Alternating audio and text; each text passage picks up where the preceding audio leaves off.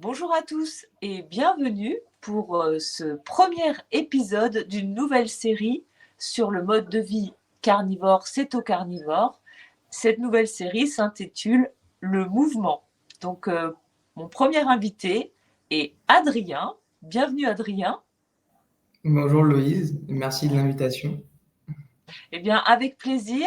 Je te suis, comme je disais en off, depuis quelque temps sur ton réseau social principal, Instagram. Je ne crois pas qu'actuellement tu aies d'autres réseaux sociaux très actifs, hein. Tu disais chez Mélina que c'était ton principal réseau social. Oui, voilà, là je suis essentiellement sur Instagram, je connais beaucoup là-dessus, pas tellement sur TikTok ou Facebook, je me concentre principalement sur Instagram. Voilà. Ok, donc du coup, moi, je t'ai découvert sur Instagram. Euh, je me suis abonnée à ton compte parce que j'ai vu tes assiettes très carnées, quelques réels, quelques posts sur tes assiettes carnivores. Donc, comme je te le disais aussi en off, moi, le mouvement, c'est assez récent dans ma vie, dans mon mode de vie carnivore, même si j'ai eu toujours un mode de vie plus ou moins actif, des métiers debout, un petit peu de randonnée ou de natation de loisirs, mais pas du tout une pratique sportive comme on peut l'entendre. Et donc, tu as aussi participé à une interview chez Mélina de la chaîne Mélimite. Je vous remettrai bien sûr en barre de description tous les contenus où on peut retrouver Adrien. Et c'est ce qui m'a donné envie donc de te contacter pour te proposer cet entretien. Donc, est-ce que tu veux bien te présenter à nouveau ici, peut-être un peu plus sous l'angle mouvement, activité, à partir de quel âge tu as commencé à pratiquer du sport et quelles étaient à l'époque ta façon de te nourrir. Donc, un petit peu un lien entre ton activité et ton alimentation de ton adolescence, enfance, je ne sais pas quand est-ce que tu as commencé, à aujourd'hui. Ouais, bah alors du coup, pour ceux qui ne me connaissent pas encore, donc je m'appelle Adrien Renaudot, j'ai 24 ans et effectivement, le sport fait partie intégrante de ma vie depuis que je suis tout jeune.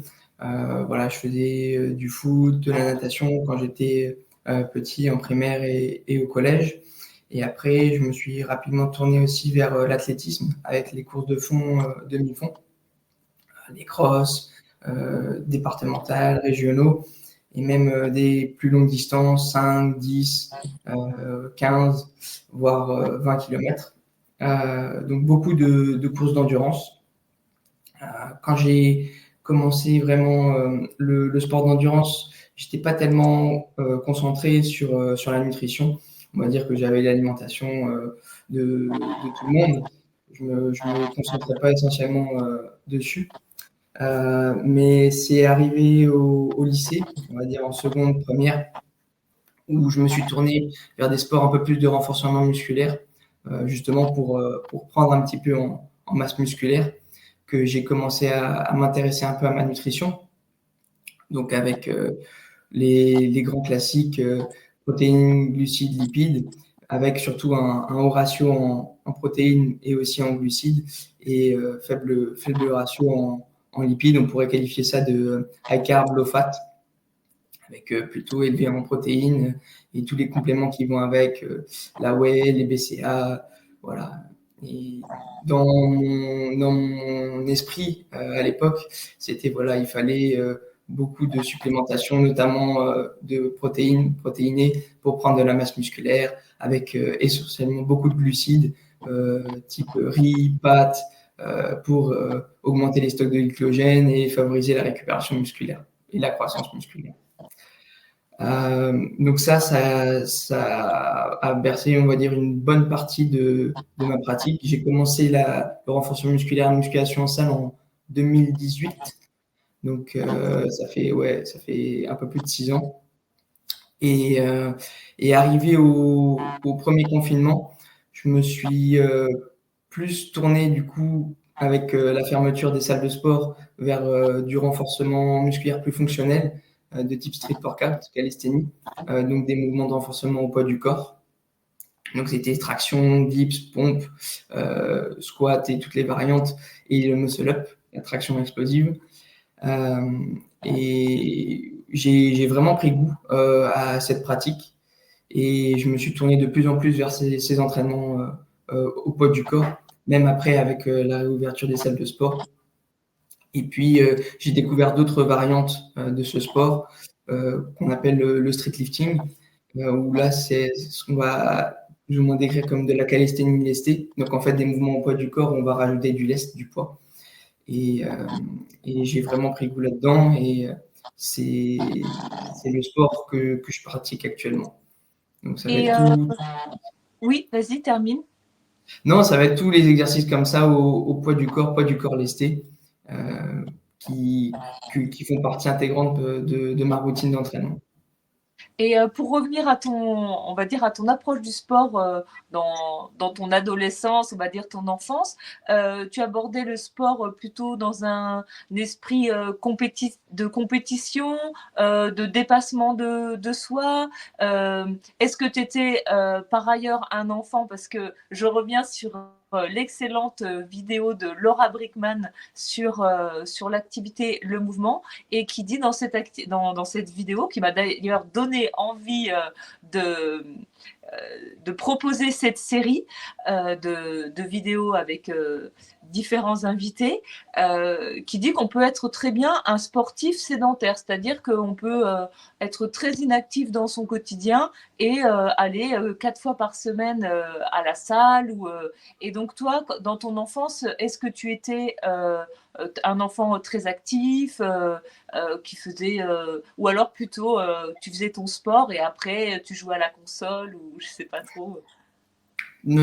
Disons que de manière globale, j'étais plutôt actif, même à côté de mes entraînements, surtout quand je faisais la course de distance.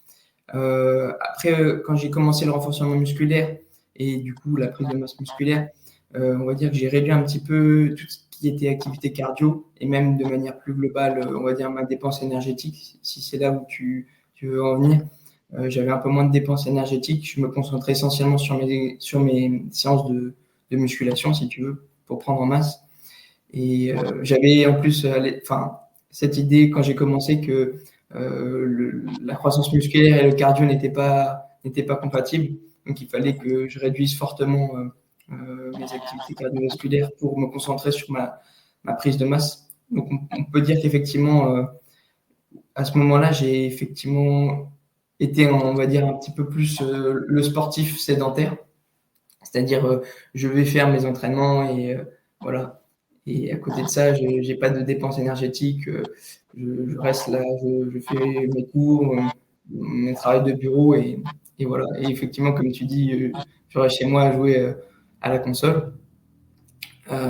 Et après, là, depuis, c'est marrant, mais depuis effectivement que j'ai commencé le street workout et plus le renforcement musculaire fonctionnel au poids du corps lesté, j'ai commencé à intégrer une dimension plus holistique, on va dire, plus globale sur mon hygiène de vie, c'est-à-dire à m'intéresser de plus en plus, effectivement, à creuser un petit peu sur le sujet de la nutrition, de l'alimentation, de manière plus spécifique, parce que j'avais du coup des objectifs un peu plus de compétition, du coup, de pouvoir participer à des compétitions à l'échelle départementale, régionale ou nationale sur le sport, le street workout.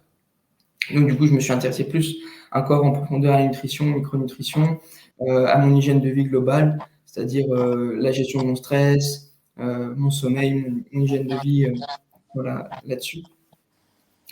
Et oui, et du coup, c'est marrant parce que du coup, j'ai adapté progressivement un petit peu mon alimentation à moins consommer de produits transformés, même hyperprotéinés ou quoi, où j'étais avec peut-être, je sais pas moi, des yaourts très protéinés, mais avec beaucoup d'ingrédients, beaucoup d'additifs. J'ai commencé à consommer des produits plus bruts, comme des laitages, des protéines, on va dire, brutes comme du bœuf, du poulet, où j'avais moins l'habitude de consommer. Et puis oui, j'ai fait effectivement aussi plus attention à mon hygiène globale, à effectivement augmenter ma dépense énergétique, faire un peu plus de marche tous les jours avec la recommandation des 10 000 pas, mais c'est pas forcément uniquement ça ou que ça dans l'aspect. C'est aussi pratiquer un peu de yoga ou en tout cas d'étirement passif, de mobilité articulaire, faire un peu de respiration avec la méthode Wim Hof, l'approche des bains froids ou de l'exposition au froid aussi. Et pareil, la gestion de mon sommeil, traquer mon sommeil par exemple avec mon Apple Watch, essayer d'avoir mes 7-8 heures de sommeil, mais de sommeil de qualité, avec des bonnes phases de sommeil profond, sommeil paradoxal. Voilà, ça s'est fait naturellement en fait avec la mise en pratique du street workout, du street lifting. Sur les 3-4 dernières années, ça fait à peu près 4 ans que je fais du street workout et 2 ans et demi, 3 ans que je fais du street lifting.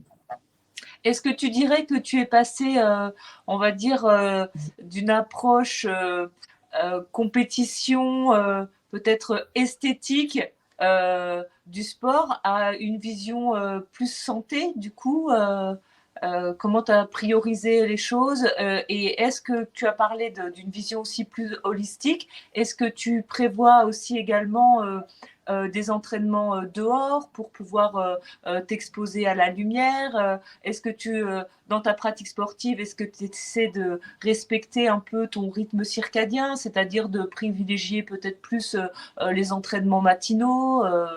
Comment tu procèdes? Alors du coup, oui, on va dire que quand j'ai commencé effectivement la musculation, j'étais plus dans une optique du coup d'esthétisme, de prendre en masse musculaire et d'avoir un physique esthétique qui me plaise à moi. En passant sur le street workout, le street lifting notamment, j'ai été plus dans une optique effectivement de performance, mais toujours avec quand même cet aspect santé, parce que je me disais que voilà, c'est bien de vouloir performer dans un sport, mais j'ai toujours eu, on m'a toujours dit voilà, la performance, notamment sur les mouvements de force, c'est des exercices qui sont très demandants, qui sont très taxants nerveusement, mais aussi sur les articulations, les tendons. Et il faut faire attention au risque de blessure. Donc, du coup, j'ai toujours eu quand même cette approche de performance, mais en me disant, je veux performer, mais je ne veux pas le faire au détriment de ma santé. Donc là, ce que je te parle, c'est au niveau, effectivement, prévention des blessures, mais il y avait aussi, du coup, cet aspect au niveau de la nutrition et l'hygiène de vie globale. Par exemple, la consommation de boissons énergisantes ou de boosters que j'avais au début, j'ai progressivement arrêté parce que voilà, je voyais qu'effectivement, ingérer des quantités massives de caféine, par exemple, notamment en fin de journée, ça pouvait impacter mon sommeil, la qualité de mon sommeil. Et donc, du coup, j'ai préféré arrêter. Notamment, c'est des caféines de synthèse, donc qui sont pas forcément bien métabolisées en plus par l'organisme. Donc ça, par exemple, j'ai complètement arrêté. Et ensuite, effectivement, alors pas au début. Au début, j'étais vraiment sur une optique de performance et juste de m'entraîner. Donc du coup, j'allais m'entraîner par exemple après les cours ou après le travail, donc généralement en soirée. Et là, depuis, on va dire, 1 an et demi, 2 ans, j'essaie quand même comme tu disais, d'intégrer une dimension plus holistique à mon entraînement, donc c'est-à-dire m'entraîner effectivement en fonction de mon rythme circadien plutôt le matin, où j'ai le pic de cortisol qui va être le plus élevé. Donc m'entraîner à ce moment-là. Par rapport à l'exposition à la lumière, j'aime bien effectivement faire des entraînements en extérieur, notamment en été où il fait beau, il fait chaud. On peut s'entraîner à l'extérieur, on a une bonne exposition au soleil. Dans le cadre de ma pratique du street lifting, c'est quand même assez compliqué parce qu'il faut pouvoir se lester et il y a aussi les conditions climatiques avec l'exposition au froid qui peuvent impacter sur les performances et sur la pratique. Du coup, je m'entraîne là majoritairement en salle de sport sur les espaces de cross-training avec les barres.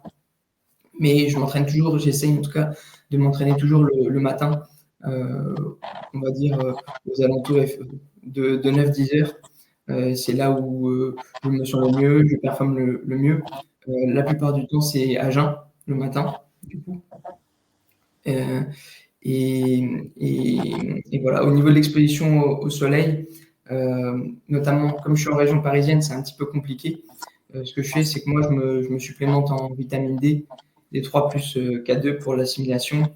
Je consomme, parce que j'aime bien, du foie de morue, généralement 2 fois par semaine en boîte. Donc ça, c'est pour les entraînements.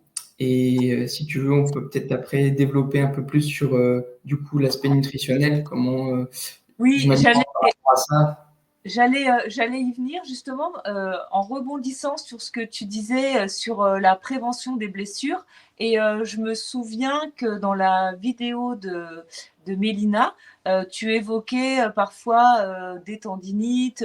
Donc, c'est souvent des problèmes un peu inflammatoires. Donc, je veux bien que tu nous dises à quel moment tu as décidé de réduire les glucides, d'arriver sur une alimentation plutôt cétogène et aujourd'hui presque carnivore, parce que tu nous as dit aussi dans l'interview de Mélina que tu avais suivi, alors tu as dû la terminer depuis, mais la formation de Sequoia Santé du docteur Boris Dufournet.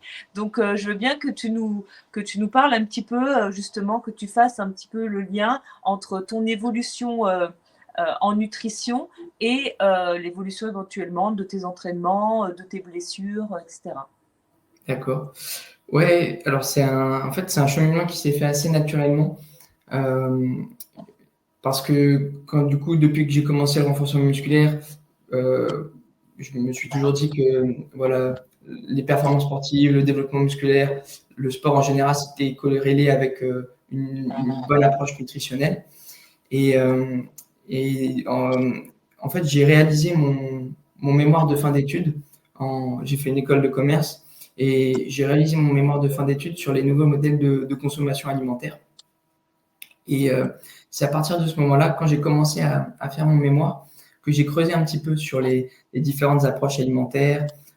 J'ai regardé sur un spectre assez large, hein, du carnivorisme au véganisme.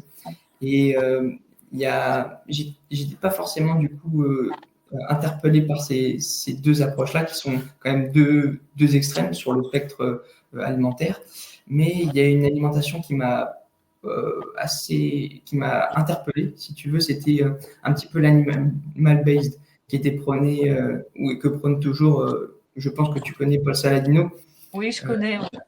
voilà, que j'ai découvert du coup en faisant mes recherches pour mon mémoire. Ça m'a assez interpellé, ce type d'alimentation qui est quand même à dominance animale, même si voilà, il y a une forte consommation de glucides à travers les fruits, le miel, des choses comme ça. Et, et effectivement, son discours faisait plutôt sens pour moi à l'époque, même si j'étais pas forcément d'accord, ou en tout cas, j'avais pas une vision 100% en accord avec tout ce qu'il disait.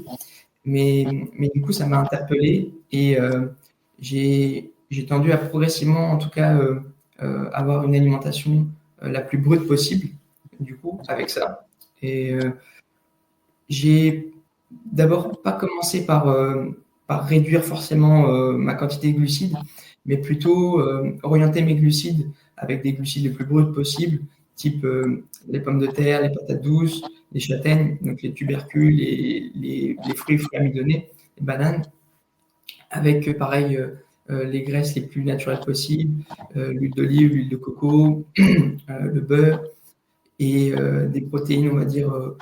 J'étais toujours sur des protéines assez maigres, mais plutôt de la viande rouge, on va dire du bœuf, la viande hachée, du bœuf, du rump steak, du steak, du faux filet, de l'entrecôte, et, euh, et un peu moins de viande blanche, des poissons gras. Donc je commençais à intégrer progressivement, si tu veux, une approche comme ça, animal-based de, dans mon alimentation. Euh, Et, euh, et après, parce que du coup, l'année dernière, je suis parti à Bali euh, pour faire, je ne sais pas si tu as entendu parler de la Bali Time Chamber. Oui, mais tu Euh, en avais parlé aussi dans l'interview de Mélina. Oui, j'ai découvert, je ne connaissais pas, non. voilà, c'est un camp d'entraînement qui est à Bali, qui est vraiment centré sur le développement, on va dire, personnel. Là, c'est de niche, c'est pour les hommes, mais du coup, avec tout le renforcement musculaire fonctionnel au poids du corps, ou en tout cas avec très peu de machines et essentiellement le poids du corps, et avec une alimentation plutôt à dominance carnée, dans ce qui est proposé au menu. Et, euh, et puis par rapport aux échanges que j'ai pu avoir avec les personnes qui étaient là-bas, voilà, j'ai encore progressivement avancé dans mon cheminement nutritionnel avec une consommation encore plus importante de viande, et là de viande grasse du coup, et réduire encore progressivement les glucides avec voilà, encore plus de fruits, bananes, agrumes, voilà, et moins encore de glucides complexes comme le riz, les pommes de terre. Et ça s'est fait sur toute la fin de 2023, donc toute la fin de l'année dernière.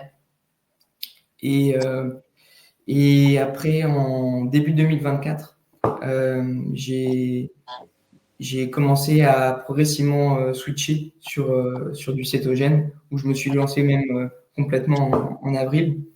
Parce qu'en parallèle, pareil de ça, je découvrais d'autres chaînes, si tu veux, comme donc la chaîne de Sequoia Santé, du docteur du Fournet, et puis d'autres chaînes aussi plutôt anglo-saxonnes, comme la chaîne du docteur D'Agostino, Thomas Delaware, qui avaient des approches pareilles orientées cétogènes. Et tout ça, ça faisait un peu sens et cheminement dans ma tête. Pas forcément en plus d'un point de vue, on va dire, esthétique ou performance sportive, parce que ce serait pas honnête intellectuellement de ma part en disant que j'avais pas de performance et j'avais pas un aspect visuel esthétique qui me satisfaisait, même sans être dans ce type d'alimentation. Mais d'un point de vue santé globale, je sentais qu'il y avait quand même quelque chose qui allait pas, si tu veux. J'avais des problèmes de digestion, notamment la nuit, des problèmes de ballonnement, de gaz. J'allais beaucoup aux toilettes avec des selles importantes. Je me réveillais la nuit même pour aller uriner deux, trois fois, des fois dans la nuit. Des fois, je me réveillais le matin, j'avais les joues gonflées un petit peu par la rétention d'eau, peut-être aussi l'impact du cortisol sur la rétention d'eau. Donc, je voyais quand même qu'il y avait des choses qui n'allaient pas forcément. Et, et en m'étant vraiment renseigné avec études scientifiques en plus à l'appui sur l'alimentation cétogène, plutôt cétogène carnée, j'ai voulu tenter l'expérience. Je me suis dit, voilà, par rapport au cheminement nutritionnel que j'ai adopté, j'avais l'impression que c'était le chemin naturel, si tu veux. Et donc, du coup, depuis là, ça fait 7 mois que je suis en alimentation cétogène plutôt carnée. Et vraiment, je ne vois pas là pour l'instant pourquoi je ferais retour arrière, machine arrière. Tu vois. Alors, tu disais aussi que dans l'interview de Mélina que donc tu avais noté des améliorations de santé en cétogène sur le plan digestif, confort digestif, le fait d'avoir supprimé, voire limité fortement ta source de glucides de végétaux. Et, et est-ce que tu disais aussi que tu avais quand même une sorte de dermatite atopique persistante et que c'était peut-être la raison pour laquelle tu avais envie peut-être de tenter le carnivore. Donc, est-ce que tu as tenté et est-ce que tu as remarqué une évolution dans ta pratique sportive, dans ton sujet sur les tendinites, etc. Alors, pour les tendinites, c'est vrai que parce que je m'étais blessé il y a 2 ans de cela, au niveau de l'épaule. Enfin, j'ai eu une blessure par rapport à mes entraînements.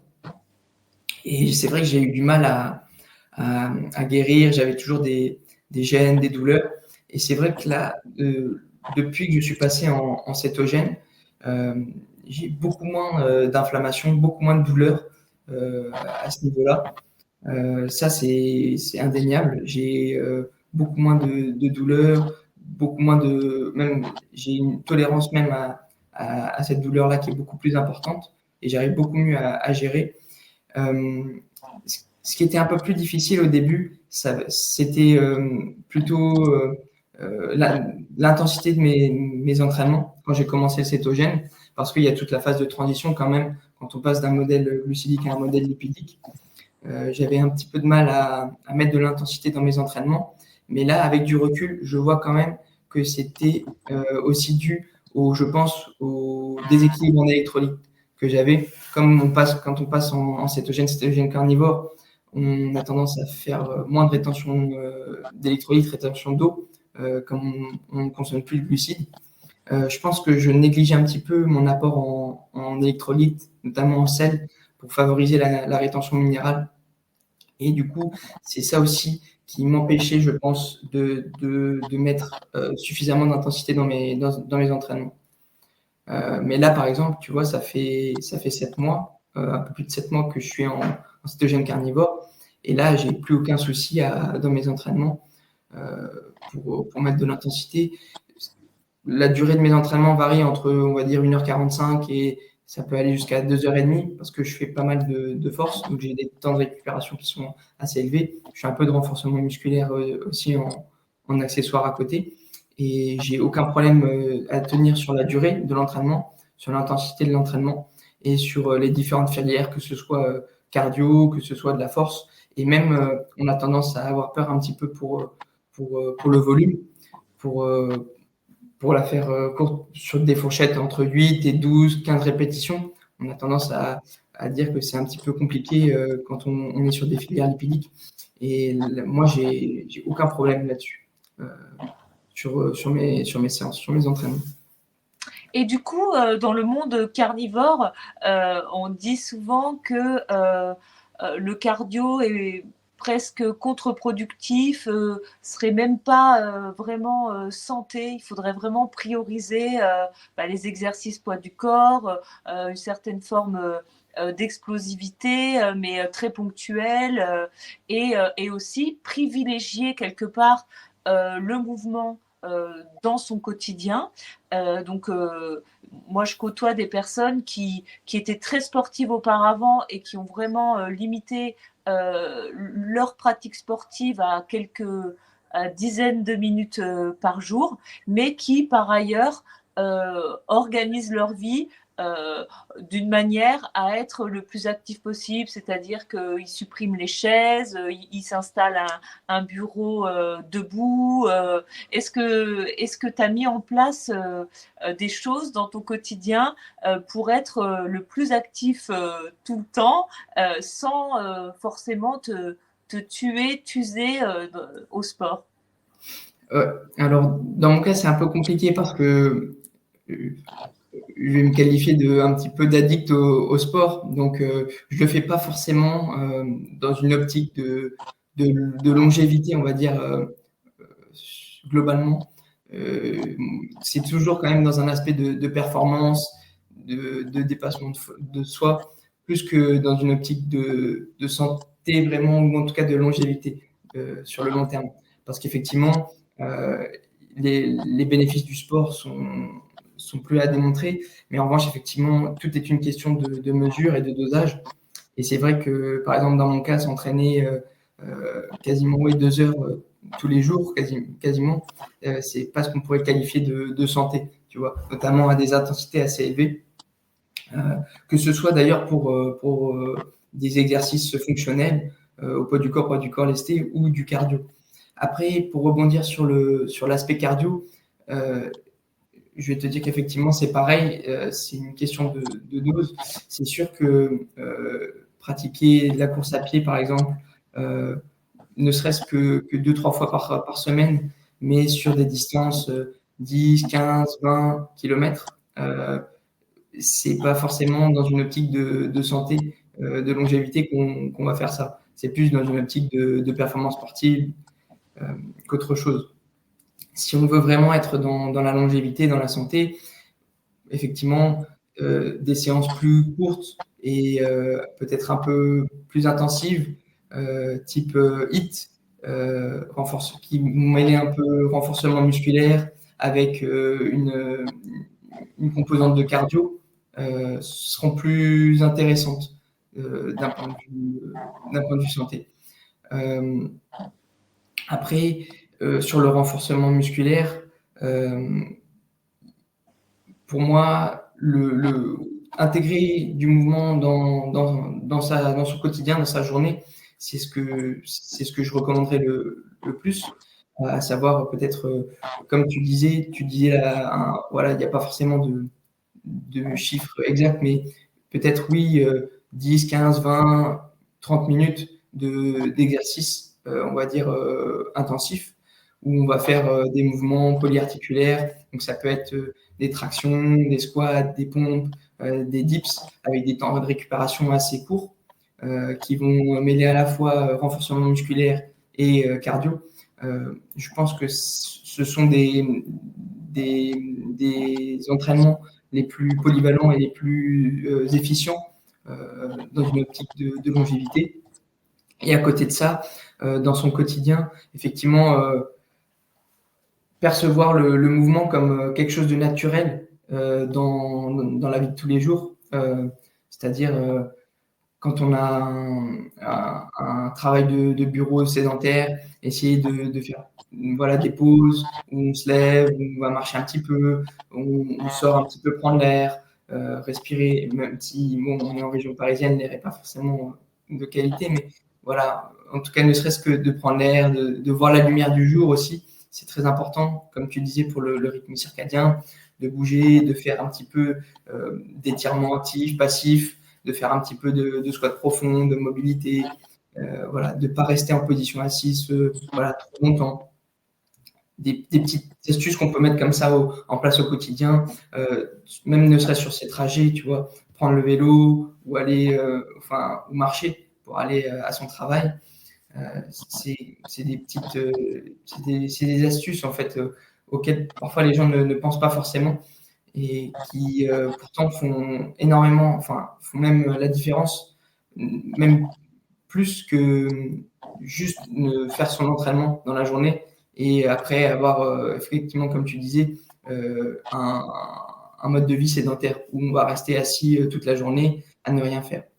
Donc vraiment intégrer le mouvement de manière globale dans sa journée, dans son hygiène de vie. Merci. Donc, je voulais te demander quelle serait ta routine idéale de mouvement. Donc, tu me l'as un peu dit, quelques dizaines de minutes avec faible temps de récupération, C'est ça. détraction, etc. Mais alors, que proposes-tu? Enfin, tu aimerais faire de l'accompagnement peut-être, ou tu nous le diras plus tard, mais développer un projet d'accompagnement de personnes avec une approche aussi nutrition.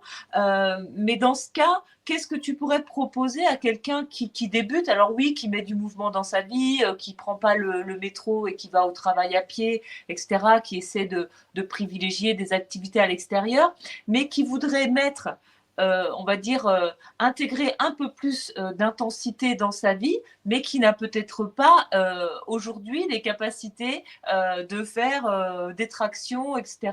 Est-ce que tu as peut-être du contenu à me proposer ou une chaîne sur le mouvement, la mobilité qui pourrait inspirer des débutants, ou toi-même tu as des exercices plus simples à proposer aux personnes qui ne se sentiraient pas de partir directement sur ta petite routine qui est quand même un peu destinée à des oui, à plus aguerri. Je dirais que déjà tout dépend après du contexte, effectivement des objectifs de la personne concernée. Après, effectivement, moi-même, j'envisage effectivement de proposer des accompagnements personnalisés. Voilà, j'ai réfléchi un petit peu. J'avais prévu en septembre d'intégrer un cursus en nutrition que j'ai pas pu faire parce que voilà, j'ai pas pu trouver moi d'alternance. En revanche, là, je prévois là en janvier du coup d'intégrer une formation diplômante pour avoir le statut de coach sportif. C'est un CQP instructeur fitness qui va me permettre du coup de pouvoir coacher des personnes en présentiel ou à distance sur des entraînements sportifs. Et même plus largement, moi j'aimerais une approche plus globale avec intégrer effectivement, pourquoi pas, un suivi nutritionnel, un suivi d'hygiène de vie globale. Et du coup, oui, ce que je recommanderais moi pour des gens, on va dire, plus débutants, si tu veux, ou qui n'intègrent pas forcément de pratique sportive, même, on va dire, au départ, il y a tout un cheminement à avoir. On peut adapter forcément les exercices. Les tractions, on fait des tractions assistées, on peut utiliser des élastiques. Il y a tous les mouvements au poids du corps, comme les pompes. On peut faire des pompes un peu délestées, des pompes surélevées tu vois, pour, pour solliciter quand même les groupes musculaires sans avoir trop de difficultés. Il y a plein de mouvements comme ça qu'on peut adapter en fonction des niveaux de chacun.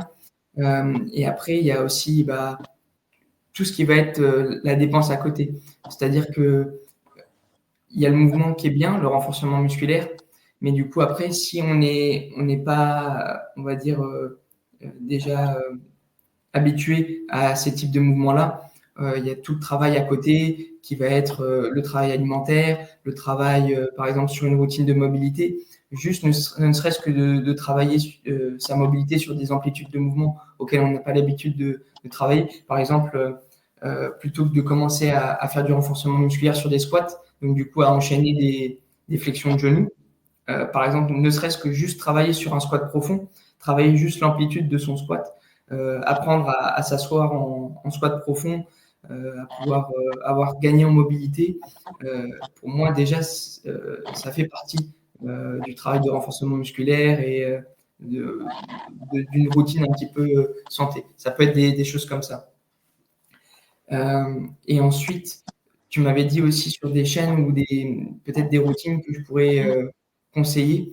Moi, j'aime bien l'approche, on va dire, fonctionnelle. Toutes les personnes qui travaillent un petit peu sur des approches fonctionnelles, de routines de mobilité. Alors après, moi, je suis beaucoup de gens qui sont un petit peu plus sur la dimension street workout, street lifting, avec un niveau un peu plus avancé. Mais si tu veux quand même, j'ai rencontré des personnes à Bali qui sont un petit peu sur la dimension calisthénie avec différents niveaux. Donc, ils proposent aussi des programmes pour les débutants. C'est Florian Marek. Je ne sais pas si tu as déjà entendu parler. Non, mais je vais le noter. Et il a une chaîne YouTube, un Instagram. Il a une chaîne YouTube et il a un Instagram. Alors, c'est Florian, Florian. Oui.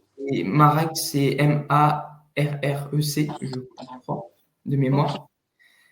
Et donc, pareil, c'est un athlète de street workout plutôt axé sur de l'endurance musculaire, mais il propose des programmes pour tout niveau, donc que ce soit du débutant au confirmé, avec effectivement une progressivité, si tu veux, pour les niveaux. Là, on va être vraiment sur du travail avec les barres, mais il y a aussi un travail aussi de renforcement musculaire avant. Ça peut être à élastique, ça peut être juste avec le poids de son corps. Donc, c'est plutôt intéressant. Et après, il y a beaucoup de chaînes un petit peu holistiques qui vont proposer des approches un petit peu par le mouvement. Mais après, c'est des gens qui sont un peu plus pas uniquement centrés que sur le renforcement musculaire au poids du corps, mais ils vont avoir aussi une approche alimentaire ou une approche un peu plus globale. Mais si tu veux, je peux te donner peut-être des comptes Instagram si ça t'intéresse. J'ai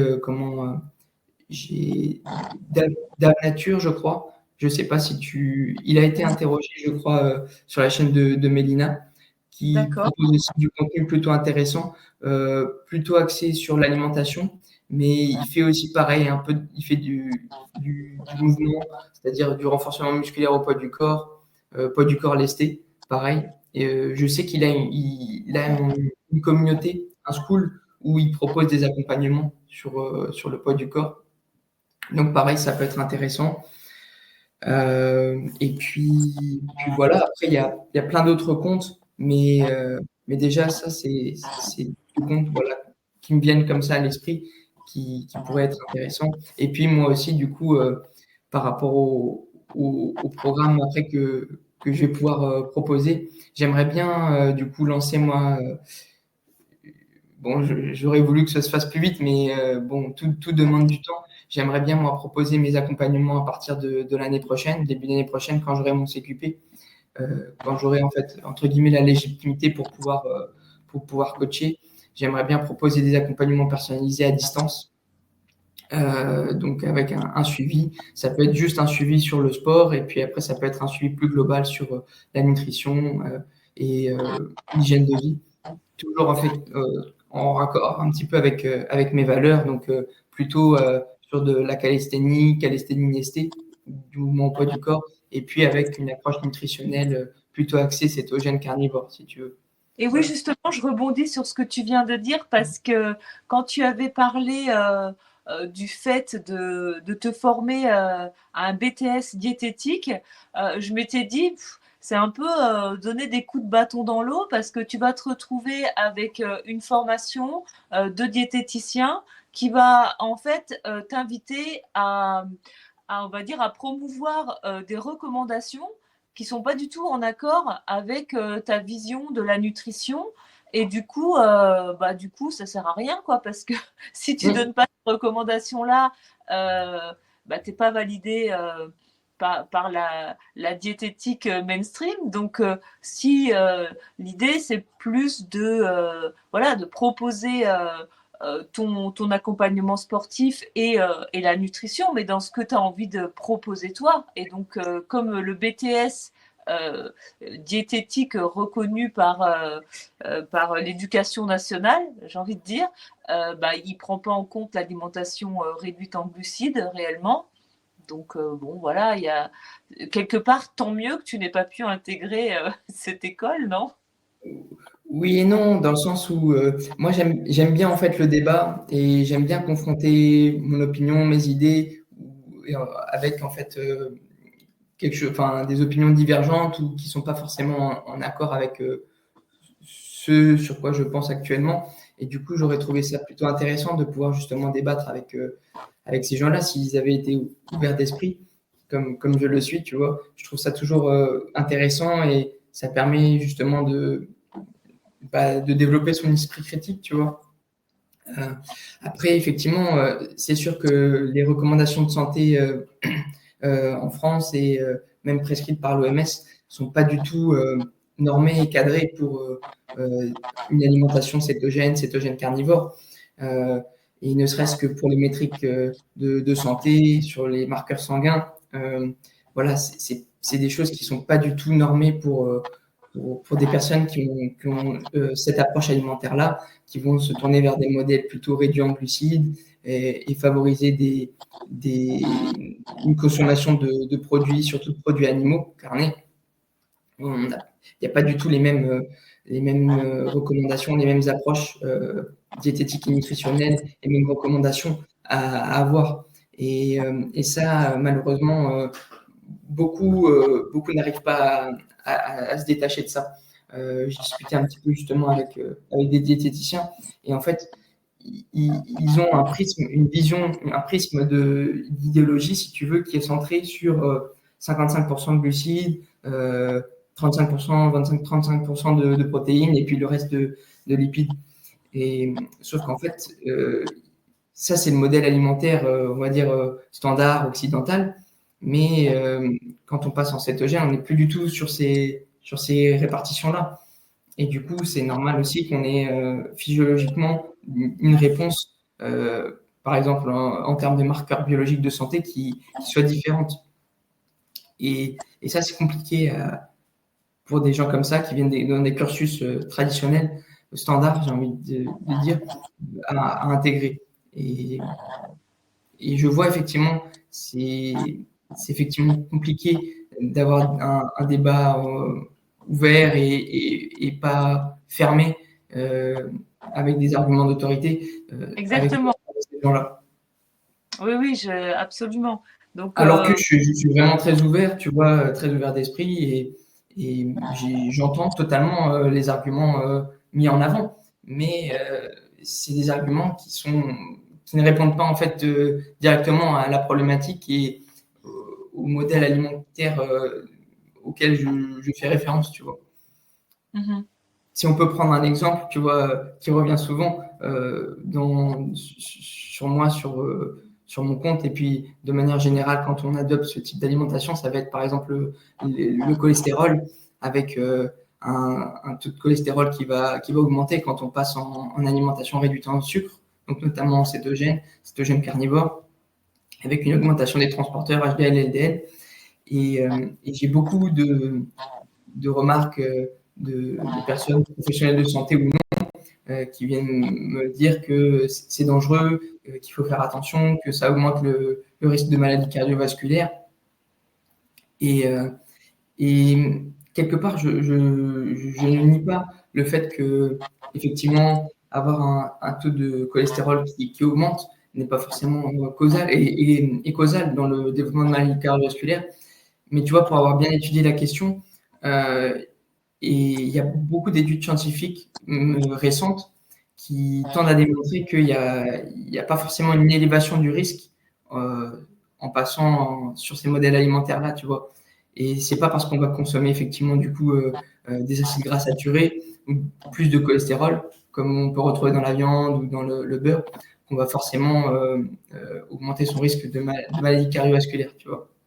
Et d'autant plus que c'est corrélé généralement à un taux de triglycérides extrêmement bas. C'est le rapport HDL-LDL avec une glycémie à jeun basse. Si on demande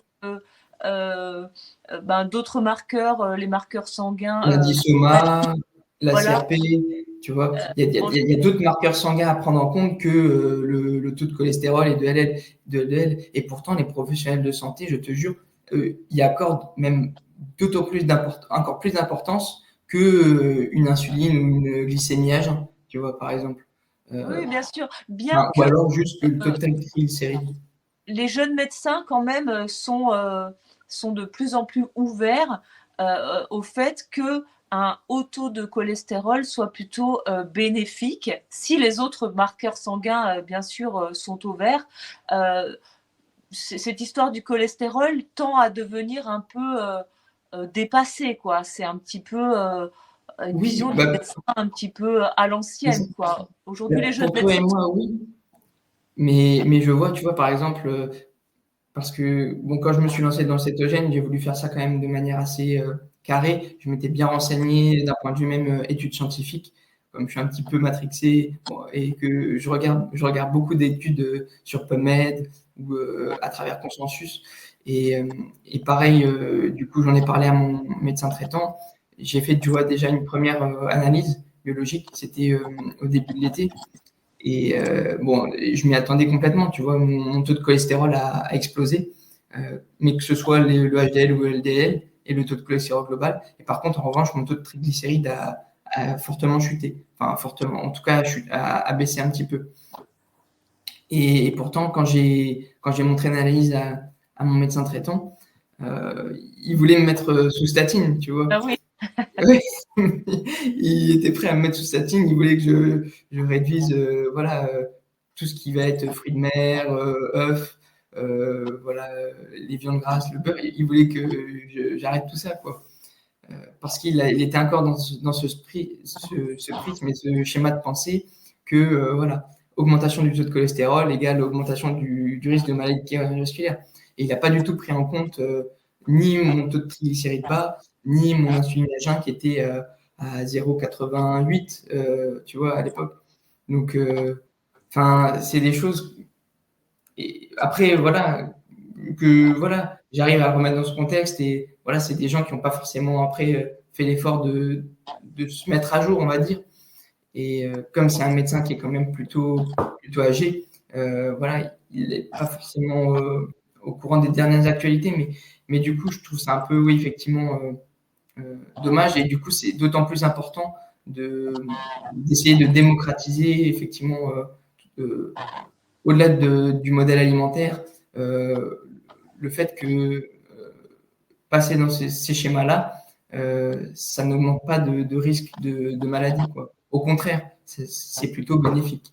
Comme tu as prouvé pas mal d'études, c'est plutôt bénéfique sur justement les maladies cardiovasculaires, le diabète, même les maladies neurodégénératives, Alzheimer, Parkinson.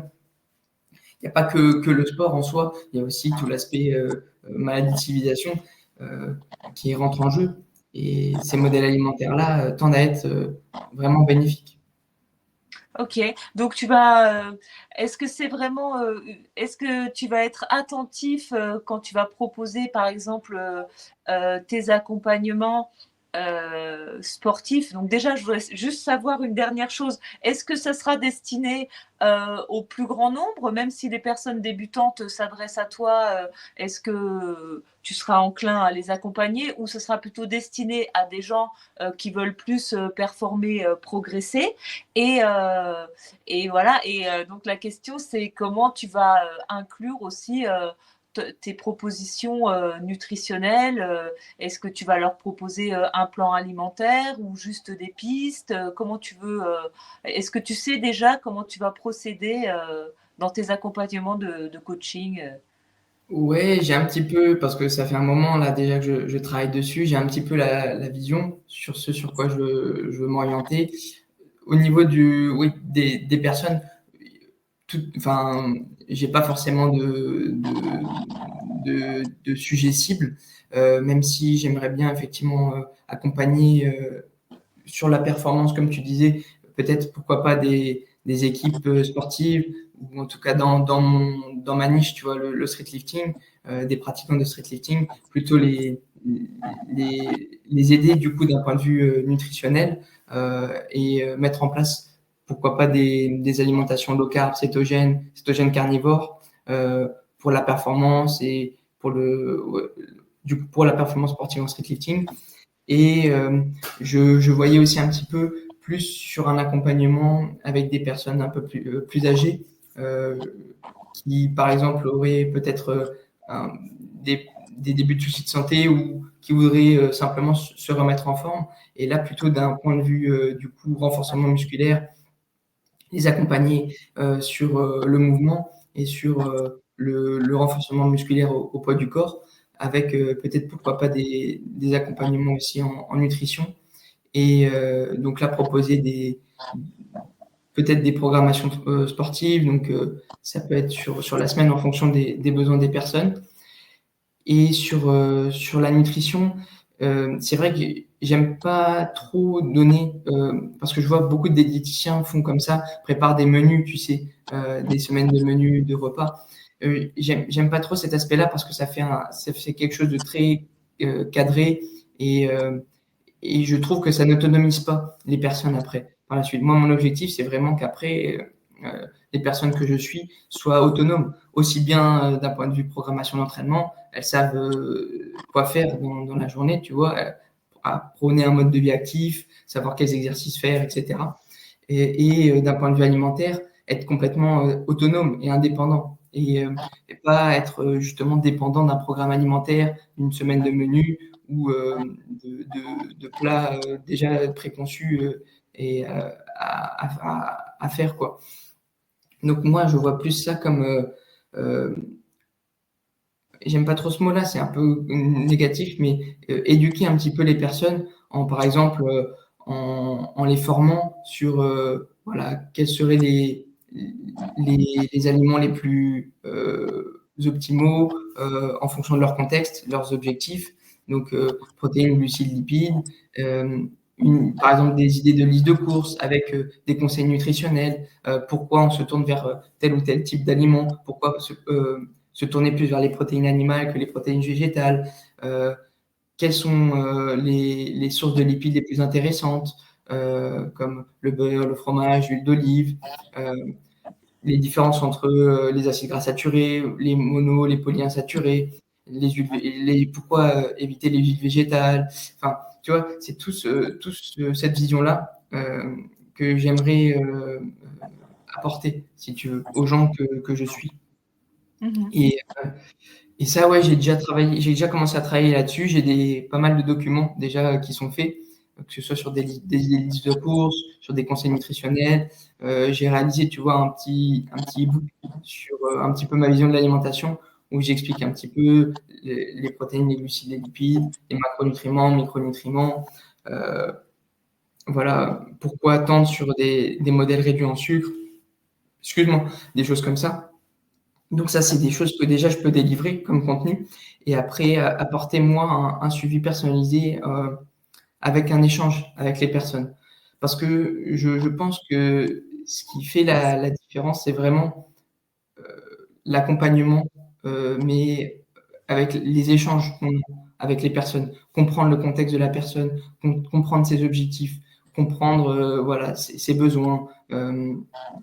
Tu vois, un sportif qui pratique déjà un entraînement de sport, un jeune sportif, tu vois, il va pas forcément avoir les mêmes problématiques qu'une femme de 40, 45 ans qui approche par exemple peut-être de la ménopause, qui a peut-être un peu de surpoids. Tu vois, c'est deux problématiques totalement différentes.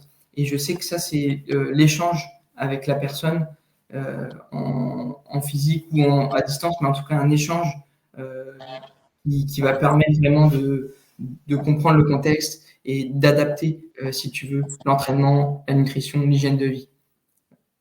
Ok. Et est-ce que tu veux, parallèlement à ces accompagnements, développer peut-être d'autres réseaux sociaux, une chaîne YouTube, peut-être avec tes entraînements ou des propositions d'entraînement pour offrir aussi peut-être du contenu peut-être aussi visuel en complément de tes accompagnements personnalisés. Est-ce que tu y as pensé ou pas du tout? Oui, oui, j'y ai pensé déjà. J'aimerais bien, oui, moi, faire une chaîne YouTube pour un petit peu plus aller en profondeur. Parce que je vois sur Instagram, quand même, c'est des formats assez courts qui, Mm. qui sont mis en avant. Et donc, sur des formats de réel, maximum 1 minute, et encore, c'est déjà très long. Et moi, j'aimerais effectivement, pour mettre en avant ça, plutôt m'orienter vers YouTube parce que je vois que c'est sur des formats longs où j'ai envie vraiment juste de dérouler ma pensée, si tu veux, que ce soit sur le mouvement, avec les entraînements. Donc, par exemple, je sais pas moi, c'est apprendre les tractions, apprendre les pompes, ma routine d'entraînement, des choses comme ça. Ou sur l'aspect aussi nutrition, par exemple, mes recommandations en termes d'aliments, en termes de nutrition pour ses oméga 3, pour son quota de protéines, des choses comme ça, tu vois. Et je vois que c'est vraiment YouTube qui me permettrait, je pense, d'avoir un format qui me permettrait de vraiment laisser cours à ma pensée, quoi. Parce que j'ai vraiment envie de partager tout ce que je sais, tout ce que j'ai appris comme connaissance. Et je trouve que sur Instagram, ça me bloque un petit peu, tu vois. Parce que sinon, je suis obligé de faire des stories où j'écris et tu vois, c'est pas forcément mis en avant. Les gens vont pas forcément prendre le temps de lire. Et je vois que sur YouTube, déjà, il y a l'aspect visuel où du coup, on écoute la personne et tout ça. Et en plus, le format long va permettre vraiment de rentrer plus dans les détails, si tu veux. Alors Euh, oui, je pense que le format long, il est bien, un peu système de podcast, parce que tu vois, notre échange, je pense que la plupart des gens qui vont l'écouter justement et ne vont pas ouais, le regarder. Ils vont c'est ça. l'écouter en se baladant, en faisant des choses, mais tu peux aussi proposer du contenu plus visuel parce qu'il y a aussi le format short et du coup, tu peux cibler vraiment un large public, les plus jeunes peut-être sur le format short où tu peux faire un visuel impactant, mais tout en redirigeant vers une vidéo plus longue s'ils sont intéressés. Donc, ça peut être un bon moyen aussi de recruter, entre guillemets, le format short sur des formats plus longs, et peut-être des personnes un peu plus âgées qui ont eu l'habitude de regarder des vidéos YouTube. En tout cas, moi, c'est ce que je peux Oui, voir sur les statistiques de ma chaîne. J'ai une audience plus âgée sur les vidéos que sur les shorts où c'est une audience plus jeune. Donc, je trouve que c'est l'idéal pour transmettre un message euh, au plus grand nombre, quoi. mmh. Et puis j'ai vraiment envie de vulgariser un petit peu toute la science autour de l'alimentation cétogène carnivore, de peut-être effectivement de balayer certains mythes, comme on parlait tout à l'heure du cholestérol, mais aussi sur un petit peu voilà, la viande rouge, des choses comme ça. J'ai vraiment envie de partager, de mettre en avant ce type d'alimentation sur lequel en plus moi je suis venu vraiment par curiosité. Alors que je vois la plupart des gens qui se tournent vers ce type d'alimentation, c'est plus par rapport à des problèmes de santé, des problématiques de santé générale, tu vois, que ce soit pour perdre du poids ou pour résorber par exemple un diabète ou des choses comme ça.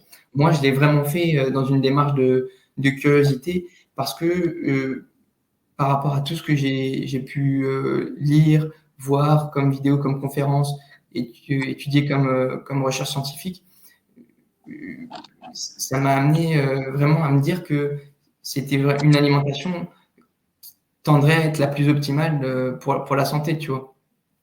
Oui, On et n'a pas. juste pour conclure et terminer sur un sujet que j'ai oublié de développer tout à l'heure. Tu disais que tu étais sur une assiette, pour conclure, je veux dire, sur l'alimentation, sur une assiette de plus en plus carnée. Qu'est-ce qui a changé par rapport à il y a 3 mois, justement, où tu disais avoir donc de la viande, toujours à peu près le même repas, à midi et soir, de la viande, du gras animal, un peu de cacao, un peu de noix de macadamia et un peu de légumes. Donc, qu'est-ce que tu as encore limité par rapport à ces 3 derniers mois qui te fait dire que ton assiette est encore plus carnée? Et est-ce que tu as le projet, vu que tu as on va dire, une démarche aussi de curiosité, de tenter quelques semaines ou l'alimentation carnivore pour voir si ça règle tes derniers inconforts de santé? Ouais, bah, je pense que c'est un cheminement qui se fait naturellement, tu vois, progressivement, dans le sens où je pense que j'avais encore un peu du mal à me détacher de tout ce qui est l'aspect végétal. Pas forcément par goût, mais plus par plaisir gustatif et visuel, tu vois, d'avoir mon assiette un petit peu autre que juste des protéines animales dans mon assiette. Donc là, ce que je tends à faire progressivement, c'est vraiment la réduire de plus en plus euh, les végétaux que je consomme. J'en consomme toujours encore de temps en temps, même si j'ai déjà fait, tu vois, des semaines où je mangeais exclusivement des produits carnés. J'ai déjà fait des semaines 100% carnivores, sans produits végétaux. Un carnivore pas forcément strict, en mode par exemple là une diète, mais plutôt un carnivore avec des produits laitiers et des produits de la mer. Euh, mais je vois hein, dans tout ce que j'ai pu analyser comme recherche scientifique, pour moi, c'est effectivement ce qui tend à être le plus optimal. Après, il y a toujours la question des fibres. Euh, mais voilà, moi, je pense que ça reste encore à nuancer en fonction des personnes. Et je pense qu'effectivement, c'est pas forcément essentiel pour chacun. Euh, Après, à creuser encore, ça reste encore assez flou. Mais De toute façon, c'est carrément pas essentiel vu que comment dire, on témoigne de nombreux témoignages autour des problèmes de transit, de constipation, sont 100% résolus sur un régime carnivore. Quand une constipation perdure, en général, c'est pareil, c'est un problème d'électrolyte bien souvent c'est ou ça. ou de manque de gras. Donc, à partir de là, les fibres sont complètement inutile. Après, il y a encore les défenseurs de quelques végétaux à dose, on va dire, de condiments pour une diversité du microbiote. On voit ça chez, par exemple, Stéphanie Persson aux États-Unis qui défend ça, mais Exactement. c'est-à-dire 2 rondelles de champignons, un demi-cornichon, une Donc c'est cuillère plutôt, à voilà, café, voilà, de c'est ça. tartare d'algues. C'est plutôt en plus sur des aliments qui vont être fermentés, Exact, comme du kimchi, du chou fermenté, des cornichons, comme tu disais, un petit c'est peu ça. de champignons. Euh, et effectivement, plus, comme tu disais, pour la diversité du microbiote qu'autre chose. Et effectivement, pour les personnes qui ont des soucis comme ça de transit, de constipation, effectivement, réduire drastiquement les fibres tend à avoir un effet bénéfique. Après, c'est plutôt chez les personnes qui n'ont pas de soucis à la consommation de végétaux et donc du coup une consommation plutôt importante, plus ou moins importante de fibres. Pour l'instant, il n'y a pas d'études qui tendent à montrer de réels bénéfices à les supprimer comme à les garder. Donc c'est pour ça que je reste encore un peu nuancé là-dessus. Mais je vois effectivement, moi, mon assiette, c'est à dominance carnée. Je consomme voilà, des viandes grasses, notamment de la viande rouge, viande de bœuf, de ruminant, euh, des œufs, euh, des produits laitiers quand même, je trouve, moi, pour le calcium. Et en plus, moi qui suis quand même dans une optique de performance avec quand même un certain degré d'hypertrophie musculaire, euh, ça rentre dans des... Je ne veux pas perdre parce que ça rentre un peu technique, mais comme les produits laitiers sont quand même insulinosécréteurs, euh, on va dire que pour maintenir une certaine croissance musculaire, un certain développement musculaire, je trouve ça intéressant de garder les produits laitiers, comme le fromage ou les laitages au lait cru, comme la crème crue ou par exemple des fromages frais au lait cru pour quand même une optique de développement musculaire. Tu vois, même en cétogène carnivore, je sais qu'il y en a certains qui préfèrent les couper totalement. Moi, je pense que dans une optique de développement musculaire, de croissance musculaire, de toute façon, on voit bien que les produits laitiers, le lait de vache, par exemple, c'est pour le petit veau pour qu'il se développe. Mais du coup, dans une optique de croissance musculaire, j'aime bien garder les produits laitiers.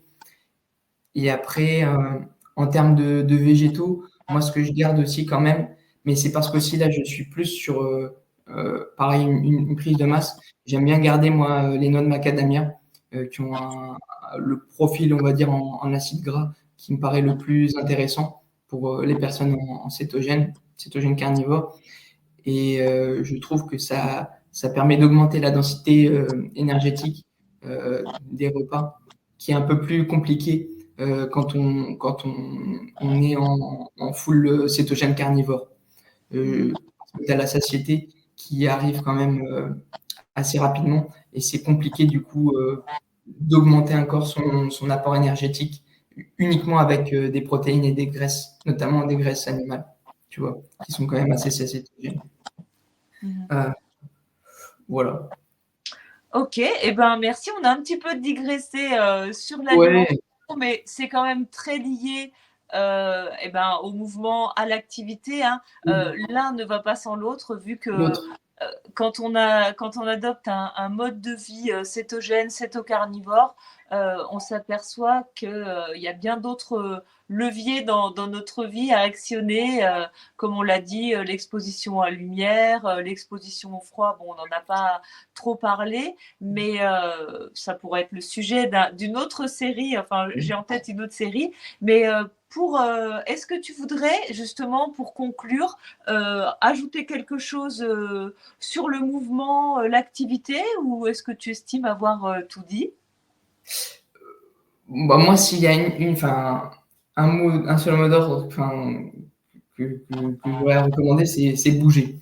Le corps est pas fait pour rester assis, pour être sédentaire. On est fait vraiment pour bouger, pour se dépenser dans la journée, pour marcher, pour avoir une amplitude de mouvement la plus grande possible. On n'est pas fait pour rester assis toute la journée ou rester allongé toute la journée à regarder ou à travailler sur son écran ou à regarder la télé. Vraiment, moi j'invite tout ton auditoire et même vraiment enfin, tout le monde à vraiment se dépenser dans la journée, pas forcément, comme je disais tout à l'heure, à pratiquer des activités à haute intensité ou avoir une pratique sportive vraiment pour s'approcher de la performance ou à rester une, deux, trois heures à faire du sport. Non, c'est vraiment, moi, l'aspect du mouvement, c'est voilà, se dépenser, bouger. Voilà. Si j'avais un seul mot à dire, c'est bouger. Voilà. C'est Donc vraiment moi, important. je voudrais ajouter par rapport à ton portrait, c'est que bah, tu as beaucoup de chance d'arriver sur ce mode de vie si jeune. Je pense que beaucoup t'environt parce que parfois, c'est vrai que bah, on arrive sur ce mode de vie passé 40 ans quand les problèmes commencent à se déclarer. Et souvent, bah, on voit vraiment de nombreux bénéfices qui pour certains peuvent tarder à venir parce que bah, justement quand on a mis plus de 30-40 ans à effondrer son métabolisme, à créer des problèmes de santé, ben parfois il faut par la suite plusieurs années pour que les choses rentrent dans l'ordre. Donc sur ça, tu as vraiment beaucoup de chance, je trouve, et profites-en, justement. Et je trouve aussi que tu as une grande maturité hein, pour tes 24 ans, beaucoup de recul, une belle curiosité sur le mode de vie en général. Donc, bravo à toi. Hein. J'espère que tu seras, on n'en a pas trop parlé, mais inspirant pour ton entourage. Les gens, c'est vrai que nous n'avons pas abordé ce sujet malheureusement, mais si tu veux dire juste un mot sur le sujet, je ne sais pas si tu pratiques le sport avec d'autres personnes et ça les a inspirés à te suivre dans ce mode de vie-là, ou si tu pratiques plutôt en solo et que les gens n'ont pas spécialement la possibilité de voir les résultats sur toi. Voilà. Est-ce que tu as inspiré des gens dans ta salle de sport ou... Alors, oui, dans ma salle de sport, sur l'aspect street workout, enfin, poids du corps lesté, euh, j'attire beaucoup la curiosité de gens. Donc, pas mal de personnes dans ma salle viennent effectivement me demander, voilà, si je peux les coacher pour des entraînements au poids du corps. Mais là, ce qui me vient vraiment directement à l'esprit, mais c'est plus en rapport effectivement avec mon alimentation, mais aussi plus globalement avec mon mode de vie, tu vois, c'est mes parents. Et par exemple, tu vois, c'est ma mère qui, pareil, quand j'ai commencé moi le cétogène, s'est mise également, pareil, au cétogène, à opter pour ce type d'alimentation-là. Et ça, c'est un peu aussi, je suis assez fier, assez content d'avoir pu voilà, l'aider de ce point de vue-là, parce que maintenant, elle fait quasiment comme moi, si tu veux, elle est dans une alimentation vraiment low carb cétogène, avec un, deux repas par jour. Et pareil, elle fait du mouvement vraiment fonctionnel, au poids du corps, elle fait du crossfit. Et ça, c'est vraiment, enfin, ça, c'est quelque chose dont je suis vraiment fier parce que du coup, d'avoir pu voilà, l'aider là-dedans et puis l'inspirer à faire comme moi je fais, mais adapté effectivement à ses besoins et puis à son organisation à elle, c'est vraiment quelque chose que je trouve super, tu vois, d'avoir pu inspirer ma mère. Puis même mon père aussi, c'est pareil, sur un petit peu plus l'alimentation. Lui, plutôt, comme il était déjà de base très viandard, mais il s'est mis vraiment là sur du low carb carni. Et c'est pareil, tu vois, ne serait-ce que pour mon entourage proche, d'avoir pu, voilà, comme ça, inspirer mes parents, je trouve ça déjà c'est une belle victoire, tu vois. Ah oui, C'est c'est ce déjà que j'allais dire, c'est une super. énorme victoire parce que souvent, on est plutôt assez seul face à son entourage qui est plutôt inquiet pour nous et finalement, on est assez peu à être vraiment inspirant pour notre entourage. Donc, bravo. Bravo à toi pour ça. Et voilà, avant de terminer, je voulais aussi remercier Quentin, qui fait partie du groupe Carnivore France et qui m'a aidé un peu à préparer mes interviews Ah, sur le mouvement, parce que c'est vrai que c'est pas mon point non, fort. c'est Je pas suis facile. plus à l'aise dans dans l'assiette et l'alimentation. Donc, il m'a inspiré quelques questions. Merci à lui. Et eh bien, on se retrouve quelques minutes en off pour débriefer. Et en attendant, merci à ceux qui auront regardé cette vidéo. Et je vous dis à très bientôt pour le prochain épisode de cette série sur le mouvement. À bientôt, Adrien. Écoute, salut, merci Loïs pour l'invitation et puis ce sera avec plaisir voilà, de pouvoir repartager et échanger avec toi à l'avenir. Eh bien, merci à toi et très bonne journée à toi et bonne route pour ton diplôme de coach et le meilleur pour la suite. Au revoir. Salut.